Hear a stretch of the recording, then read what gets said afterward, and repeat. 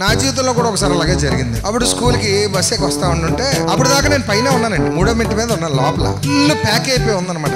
ఆఖరి మెట్టు వరకు ఏలాడుతున్నారు కాలేజ్ స్టూడెంట్స్. నేను అప్పుడు స్కూల్ కదా, పైన ఉన్నాను లోపల. గేట్ మీద ఏలాడుతూ ప్రయాణించే వాళ్ళు కానీ, టికెట్ లేని వాళ్ళు కానీ వెంటనే స్పాట్ లో బస్ ఆపి స్క్వాడ్ లోపలికి వచ్చి టికెట్ ఉందా పాస్ ఉందా చెక్ చేస్తాను. నేను పై మెట్టు మీద ఉన్నాను లోపల. ఈ కుర్రగాళ్ళందరూ ఆ బస్సు చూసి దూరాన స్క్వాడ్ ఉంది అన్నారు. ఈ కంగారులో ఇట్లా అయిపోయి వాళ్ళందరూ లోపలికి వస్తారు, నన్ను కిందకి నెట్టేశారు ఇలా కిందకి. నేను అప్పుడు కరెక్ట్ గా దైవిక వయసు, నా షర్ట్ చూస్తారు, నా బ్యాగ్ కలర్ చూసి రే నువ్వు కూడా ఉన్నావు బోర్డు మీద రారా లాగే చూడు. అప్పుడు దాకా ఉన్నాం కదా, సడన్ గా స్క్వాడ్ వచ్చే టైంకి నువ్వు ఎక్కడ ఉన్నావు అన్నదే ప్రశ్న. తీర్పు జరిగే టైంలో నువ్వు ఎక్కడ ఉన్నావు అన్నదే ప్రశ్న. వింటున్నారా? జీవితంలో ఇది ఒక సత్యం. ఎందుకు చెప్తాను ఇదంతా? స్క్వాడ్ వచ్చే టైంకి నువ్వు ఎక్కడ నిలబడ్డావు? అప్పుడు దాకా లోపల ఉన్నావు. ప్రభు రాకడ వచ్చే టైంకి నువ్వు ఎక్కడున్నావు?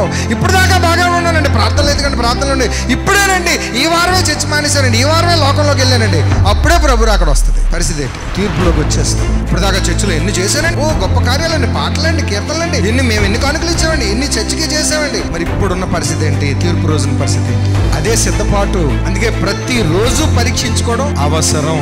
ఏ రోజు ఆయన వస్తారో తెలియదు కనుక మత్తయి సువార్త 24:44 మీరు అనుకోని గడియల్లో మనిషి కుమారుడు వచ్చును గనుక మీరు సిద్ధంగా ఉండండి. Makeup your mind. మీ మనసును సిద్ధపరచుకోండి. ప్రభుకి సమాధానంతో ఉండండి.